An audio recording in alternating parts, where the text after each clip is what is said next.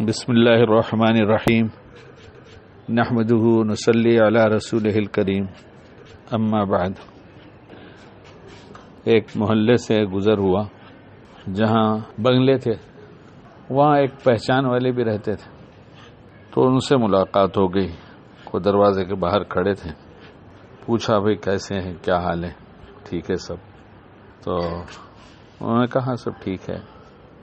میں نے کہا یہ آپ نے اپنے گیٹ کے باہر یہ لکھا ہے کتے سے ساودھان رہیں، یعنی کتے سے ہوشیار رہیں۔ تو پہلے بھی لکھا دیکھا تھا ہم نے، کئی دفعہ گزر ہوا، لیکن ابھی ایسا لگ رہا ہے کہ یہ واپس تازہ لکھایا گیا ہے۔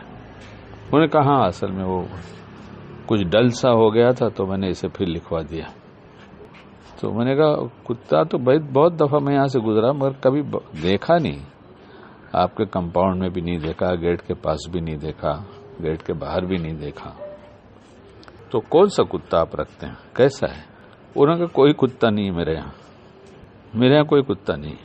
میں نے کہا پھر یہ کیوں لکھوایا؟ انہوں نے کہا اس لیے لکھوا رکھا ہے کہ صرف لکھے رہنے سے چور بھی ڈریں گے اور ہماری بلڈنگ کے سامنے، ہمارے بنگلے کے سامنے کوئی کھڑا رہنے کی کوشش بھی نہیں کرے گا کہ یہاں کتا ہے، کتے سے ساودھان رہو لکھا ہوا ہے۔ اس لیے ممکن ہے کہ کتا کبھی چھوٹ جائے، باہر آ جائے، نکل آئے اور اس کو کچھ نقصان پہنچا دے۔ نقصان پہنچانے والا ہی ہے، اسی لیے تو لکھا گیا ہے کہ کتے سے ساودھان رہیں۔ کل آپ کوئی یہ نہ کہے کہ آپ نے لکھا نہیں تھا، ہمیں کیا پتا تھا کہ آپ کے گھر میں کتا ہے، تو اس لیے میں نے یہاں لکھوا رکھا ہے کوئی کتا ہے نہیں۔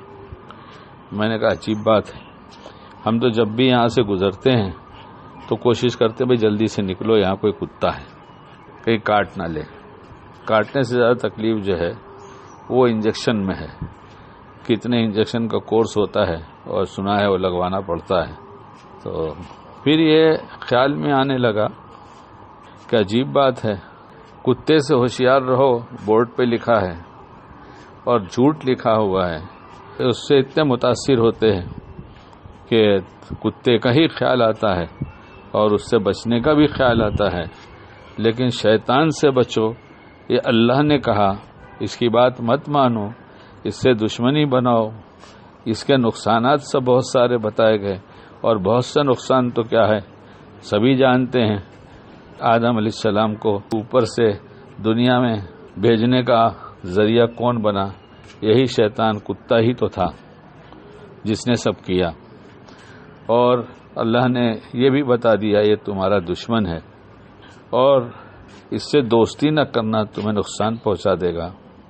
اس نے یہ کہا میں دائیں سے بائیں سے، آگے سے پیچھے سے، سب اس نے باتیں کیا ہے، سب نقل ہے کتابوں میں کہ میں دھوکہ دوں گا، انسانوں کو نقصان پہنچاؤں گا، اور اس کی کوشش یہ ہے کہ ایمان لوٹ کر جہنم تک پہنچا دے۔ اس کا خیال ہمیں کتنا آتا ہے؟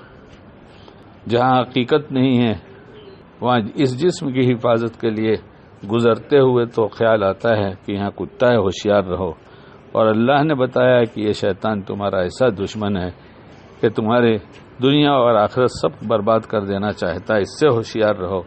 تو ہمیں دن میں کتنی دفعہ خیال آتا ہے؟ ہم آپ سے تو نہیں کہتے، اپنے آپ سے کہتے ہیں، کیا تو ایک دم بھول نہیں گیا شکیل شیطان کو؟ دن میں اسی کی باتیں سنتا ہے، اسی کا کہا مانتا ہے، اسی کا کہا کرتا ہے۔ اللہ تجھے توبہ کی توفیق دے شکیل، ہوشیار ہو جا بہت جلد، تاکہ شیطان کتے سے حفاظت ہو سکے اور ایمان سلامتی کے ساتھ بچا کر جنت میں جا سکے۔